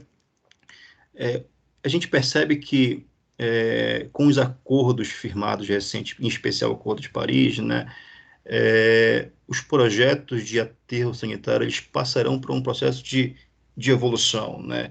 Então, hoje, o que é comum se ver, você receber o resíduo, enterrar esse resíduo. A gente percebe, já existe alguns projetos em operação no Brasil nesse sentido, que você recebe o resíduo sólido urbano, passa por um processo de triagem, você tem um refino do que pode ser reciclado, o que é orgânico, você faz a biodigestão, o que tem um poder calorífico elevado, você faz a pirólise, e aí da biodigestão você segue produzindo energia elétrica, biometano, biofertilizante, CDR, enfim. Isso é o que a gente vai olhar, que a gente vai ver no futuro, né? É o caminho que nós estamos seguindo. Então, o que você tiver que aterrar, vamos chamar dessa forma, né, será um volume mínimo de resíduo. É aquilo que é tradicional, né, o que inclusive a gente vê na agroindústria. Então, várias fontes de resíduos, de dejetos de animais, resíduos de alimentos, que você, fazendo a biodigestão, você consegue aí ter a flexibilidade de monetizar esse insumo porque é mais adequado para o seu negócio, né? O que é mais atrativo financeiramente, enfim. E diante de tudo que a gente falou, né, a gente hoje se tem vários modelos de negócio sendo estruturados no Brasil, e no qual a Agreco está inserida. A Agreco também tem essa flexibilidade de estruturar parcerias, né? Então, eu queria destacar aqui 3 modelos de negócios, né, que é muito bem visto hoje no mercado. A Agreco tem essa flexibilidade para estruturar esses modelos. Então, hoje, você tem o cliente aqui que tem o biogás, tem a biomassa, já tem todo o projeto estruturado para poder monetizar essa energia elétrica, ou se vai monetizar no ACL, se vai monetizar como mini geração distribuída. Ele simplesmente não quer ter risco em ter que comprar equipamento, ter que fazer a operação, manutenção.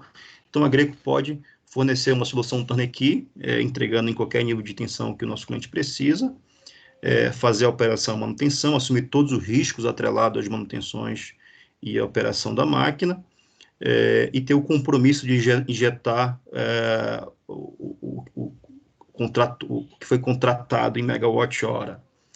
E aí o cliente faz o arrendamento dessa nossa usina, ou em valor energético, em megawatt-hora, e aí ele tem um save entre o que a gente está vendendo energia para ele, fornecendo a solução Turnkey, e o que ele está monetizando lá no final. Tem um modelo um pouco mais complexo, né, que a gente costuma falar que a gente está buscando um parceiro estratégico. Então, hoje você tem várias no mercado sucroalcooleiro, na agroindústria, no próprio saneamento, em aterro sanitário, tem empresas que ali operam, porém não tem um know-how para fazer o aproveitamento energético daquele insumo. Então, a Agreco, além de poder assumir toda a responsabilidade pela usina de geração de energia, a gente pode entrar com investimentos adicionais. Esses investimentos podem estar atrelados à biodigestão, purificação do biogás, se a gente tiver que produzir uma parte para biometano. Então, realmente estruturar uma parceria no sentido de ter alguém que tenha um insumo, ter a Agreco que tenha a solução Turnkey para geração de energia e ter apetite de fazer investimentos adicionais, juntando forças, estruturando uma SPE, um consórcio, com a finalidade de realmente ter várias fontes de receita. Então, essas fontes de receita vão acabar fornecendo, remunerando os investimentos e a disponibilidade da biomassa. E, por fim, também é comum a gente ter hoje quem tem a disponibilidade da biomassa ou do biogás, porém não tem interesse em assumir nenhum risco, não tem interesse de entrar num negócio que não conhece, e a Agreco pode simplesmente muito bem comprar essa biomassa. Então, o fornecedor estratégico vender a biomassa ou o biogás para a Agreco, e a Agreco estrutura todo o projeto, tendo várias fontes de receita e nunca só pensando em energia elétrica, pensando em outras fontes de receita, que seria biometano, biofertilizante, aproveitamento de calor. Então, são alguns modelos de negócio hoje à disposição do mercado. Acho que tudo que eu comentei, falei um pouco sobre a descarbonização, né, o compromisso da transição energética a nível mundial, as empresas que estão se comprometendo, a própria Agreco tem os compromissos de realmente zerar as emissões de 2050, o compromisso que a gente assumiu no ano passado. Falamos um pouco sobre a transição energética, sobre os mercados que estão em evidência, né, para aproveitamento dessa biomassa, os modelos de negócio, e trazendo um pouco para a nossa realidade, hoje, o que a Agreco pode proporcionar para a indústria para os empresários na indústria sucroalcooleira, na agroindústria, no saneamento, realmente a gente conseguir dar uma resposta rápida, né? Hoje a gente tem uma frota de equipamentos para geração de energia elétrica a partir do biogás à nossa disposição, inclusive frota no Brasil. A gente consegue implantar uma usina de geração de energia se a gente tem alguns desafios vencidos, que no Brasil que seria a conexão, e basicamente a conexão de licenciamento ambiental. A gente consegue implementar uma usina Turnkey em semanas, 2, 3 semanas. A nossa solução é plug and play, ela é muito fácil de comissionar e instalar, e tudo isso sem a necessidade do nosso cliente, do nosso parceiro, do nosso fornecedor estratégico fazer investimento. Então, além da gente poder fazer o investimento na implantação da solução para aproveitar o energético para a geração de energia elétrica, a gente tem apetite para fazer investimentos adicionais na biodigestão, em outras etapas do processo. Confiabilidade e garantia de uma empresa que opera há mais de 50 anos no mercado, mitigação de risco. Então, isso é essencial nesse setor, né? Então, ter um parceiro que queira mitigar seu risco, queira reduzir seu risco, a Agreco está aqui para suportar. Eu acho que acho que o que tem bastante importância é essa nossa flexibilidade comercial, de se adequar ao modelo de negócio que atenda a expectativa do nosso parceiro, do nosso cliente. Então, apesar de eu ter mencionado 3 modelos de negócio, a gente realmente tem essa flexibilidade comercial de se adequar ao modelo que atende a expectativa do nosso parceiro. Bom, essa é uma apresentação bem sucinta, objetiva. Pessoal, agradeço mais uma vez. Estou à disposição para tirar qualquer dúvida, qualquer comentário, para qualquer debate. Muito obrigado, Sidney. Excelente aí a sua apresentação, trazendo esse panorama no biogás dentro do nosso mercado, setor elétrico. Gostaria inicialmente de passar a palavra ao Gilmar, que tem alguns comentários a tecer, depois ao Nilton Duarte, seguindo para algumas perguntas que as pessoas já estão colocando no nosso chat. Quem tiver mais pergunta, por favor, pode ir inserindo no chat que nós colocaremos na sequência. Por favor, Gilmar. Obrigado, Leonardo. Sidney, parabéns aí pela apresentação, um tema bem atual no setor sucroenergético e no Brasil, né? Então, parabéns aí pela escolha do tema aí, pelo trabalho aí da Agreco. Eu queria perguntar, na verdade são duas perguntas, vou fazer uma agora e depois, na sequência, uma segunda. A primeira pergunta, né, eu vi no seu slide, você mostrando que a produção de biogás, no caso do setor sucroenergético, nós temos vários substratos, torta de filtro, vinhaça, bagaço, palha de cana. E aí dentro da operação, aí do modelo de negócio, daquele slide que você passou, na prática, como é que vocês observam ou qualificam cada um desses substratos para fins de geração do biogás? É independente trabalhar com qualquer um desses substratos que eu acabei de citar, ou um conjunto desses substratos? Quais facilidades ou dificuldades que vocês aí têm com relação a esse tema? Dado que a gente tem aí pelo menos 4 substratos para trabalhar aí na geração do biogás. Legal, Gilmar. Não, basicamente, quando a gente passa para uma qualificação de viabilidade daquele insumo, do substrato, é avaliar a composição, a característica de cada substrato, né? Característica orgânica, teor de sólidos, enfim.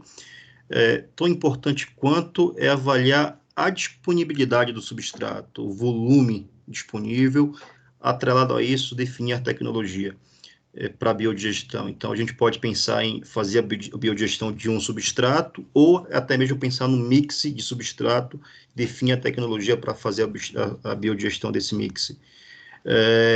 Em relação à facilidade, Zilmar, acho que a facilidade é o potencial realmente que existe de produção de biogás no setor sucroenergético. Então, isso não deixa de ser uma facilidade, mas posso também elencar outras. Eu acho que o espírito inovador e empreendedor do empresário do setor sucroalcooleiro, isso é uma facilidade. Então, realmente, pensar em inovar, trazer um parceiro do setor para produzir bioenergia, produzir energia elétrica, biometano, enfim, não deixa de ser inovador. E também acredito que a safra coincide com o período de estiagem no Brasil, né, que é extremamente prejudicial para o setor elétrico. Então, se você tem mais uma fonte de geração de energia, você acaba ajudando de alguma forma o setor a diminuir a dependência na estiagem pelas hidrelétricas e, consequentemente, ter um preço de energia elevado nesse período. Em relação à dificuldade, acho que não temos uma regulação favorável hoje para o biogás, para o desenvolvimento do setor, né? Entendo que o biogás hoje tem vários atributos que não são precificados, né? Tanto como serviços ancilares, quanto atributos socioambientais. Então, acredito que há espaço realmente para que isso possa evoluir no curto espaço de tempo e realmente a gente tenha uma condição mais atrativa. Mas, assim, o ideal, você acabou de citar a safra, né? Eu vou acabar fazendo 3 perguntas aqui, viu, Sidney? Mas você acabou de citar a safra, e o ideal talvez fosse eu trabalhar com a vinhaça, acompanhando a safra, e armazenar a palha para na geração da entre-safra, caso, por exemplo, eu queira gerar de uma forma firme 11 meses, por exemplo, no ano. Como é que seria essa questão um pouco mais técnica, até para o nosso público conhecer o tema aí? Essa questão da safra, ela acaba sendo um ponto crítico quando a gente passa a analisar um projeto, a viabilidade técnica, econômica e financeira de um projeto, né? Então, isso realmente é crítico. Então, a gente avalia vários substratos e estocagem da palha, da torta de filtro, de tal forma que a gente consiga ter se não uma geração firme durante o ano todo, porém uma geração firme durante a safra e fora a safra, a gente ter uma geração mínima para poder conseguir remunerar os investimentos que ali foram feitos. Entendi. E uma segunda pergunta ainda vai nessa questão dos atributos, né? Um slide muito bem feito seu aí mostrou a questão da flexibilidade, energia elétrica ou combustível. Até para a gente conhecer um pouquinho mais, né, o nosso público também, tem como discorrer um pouquinho mais sobre essa questão? É fácil implementar essa flexibilidade na prática?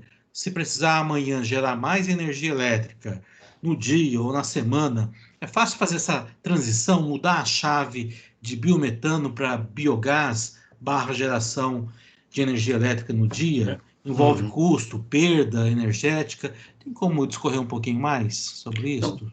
Tem sim, Zilmar.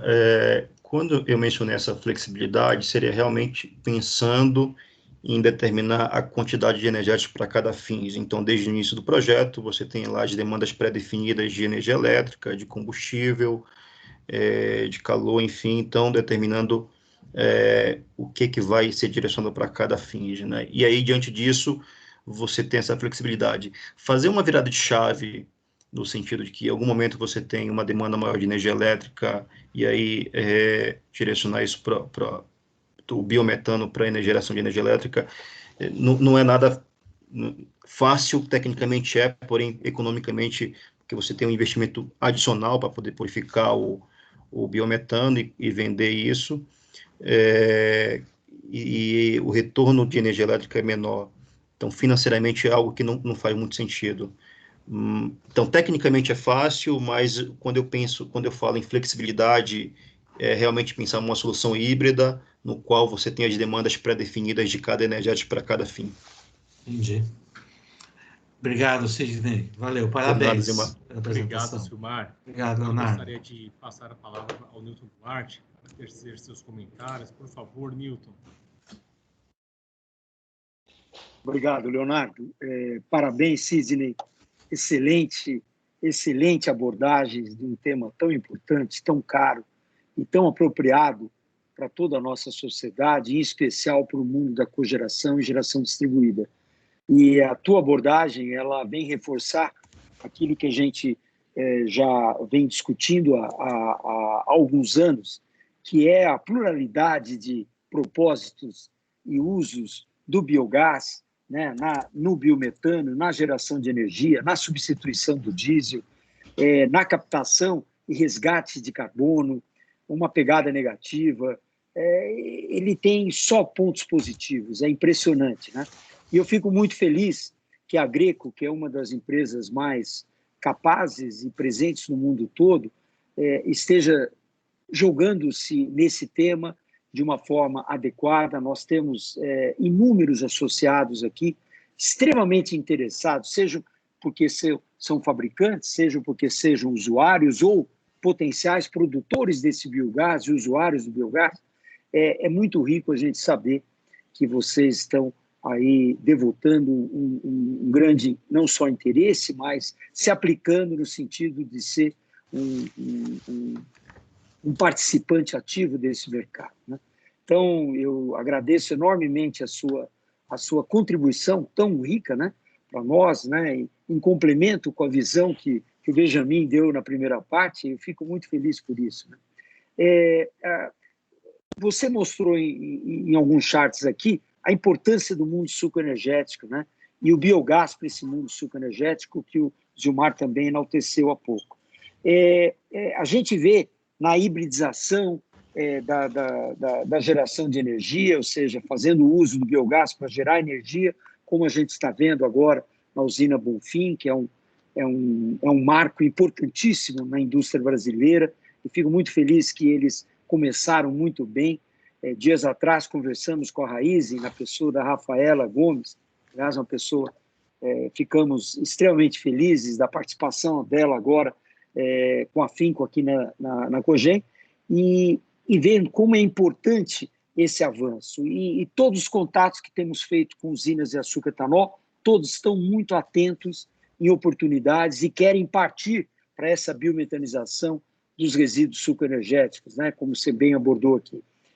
Como é que você vê como que a Agreco vai participar disso? O que nós poderíamos dizer para aqueles que estão nos ouvindo agora e aqueles que vão assistir depois a gravação que o Leonardo está providenciando aqui com o Zilmar? Como é que você vê a sua participação? De que modo? Eu tenho uma usina, eu moo 5 milhões de toneladas, eu quero produzir 20 megawatts lá de energia, ou quero uma parte disso em energia, outra parte eu quero substituir o diesel, eu quero, enfim, trazer maior eficiência para a minha usina de produção de açúcar e etanol. Como é que você entra nessa festa? Como é que você vai ajudá-los a desenvolver um projeto e vai minimizar a participação com recursos por parte da usina e vai propiciar, ainda assim, um grande avanço tecnológico para essa usina? Excelente pergunta, Newton.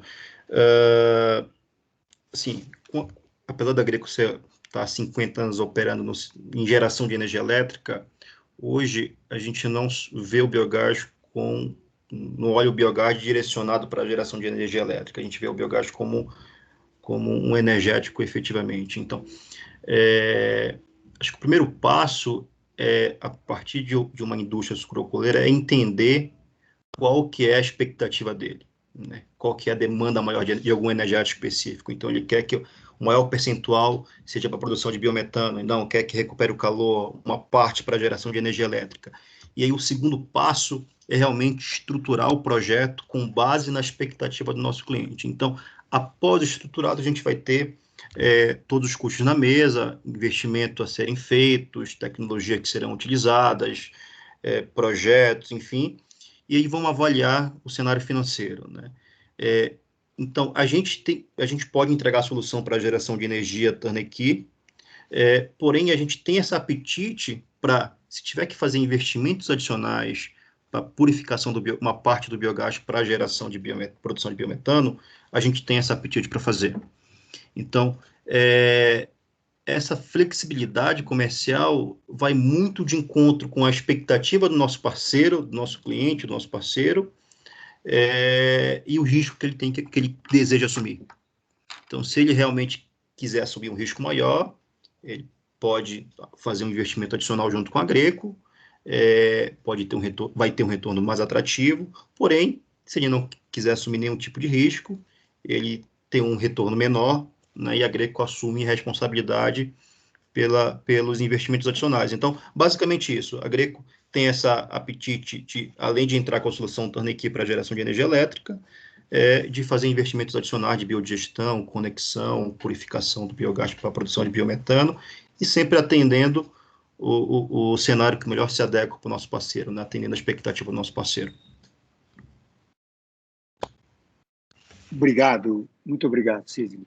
Muito obrigado. Obrigado, Newton. Deixa eu passar a palavra agora para o Leonardo, que acho que tem mais perguntas. Muito obrigado, Newton.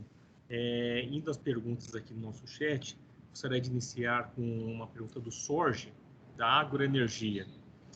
O Sorge ele faz uma afirmação que, vendo a queda acentuada de preços ofertados das eólicas e solares nos leilões no Mercado Livre, como que isso aí vai impactar com o preço da geração a gás natural, biomassas e PCHs que estão num patamar superior devido a tecnologias e investimentos necessários. E, diante de todo esse cenário, o Sorge pergunta para você, Sidney, qual que é a sua perspectiva de preços de geração a biogás para os próximos anos em relação às demais fontes que competem?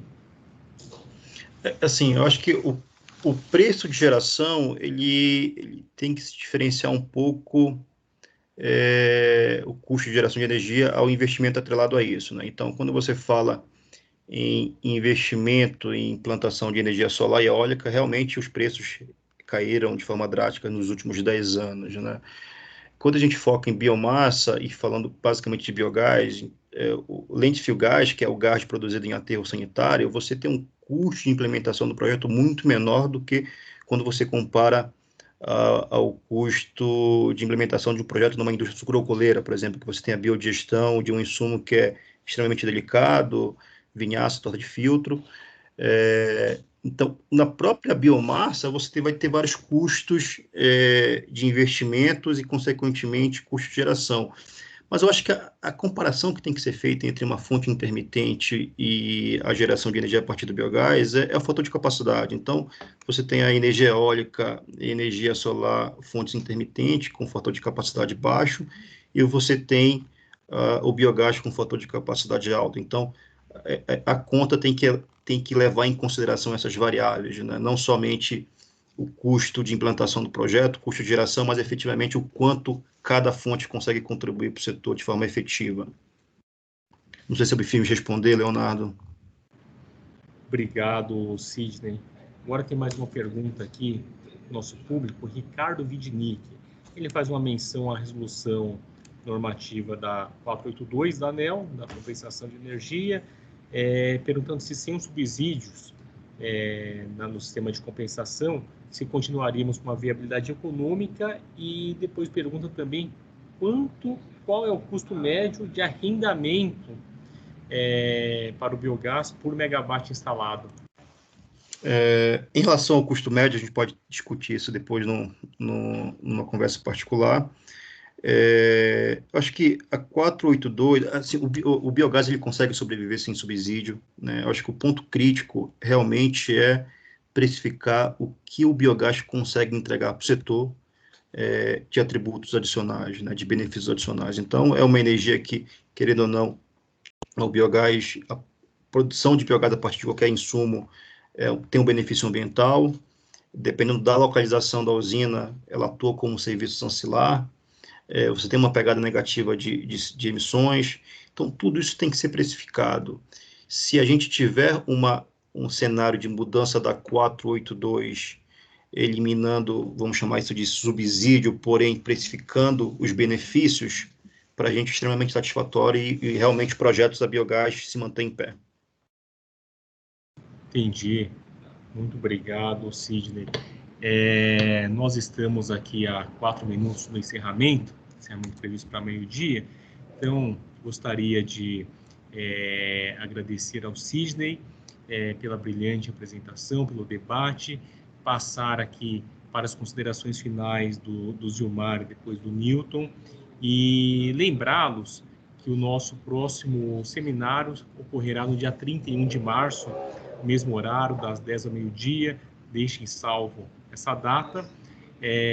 Também informar novamente que as representações serão encaminhadas aos associados nesta tarde e que a gravação estará disponível no nosso canal do YouTube. Quem tiver alguma dúvida pode mandar um e-mail para Rosimeire, através de rosimeire@cogem.com.br.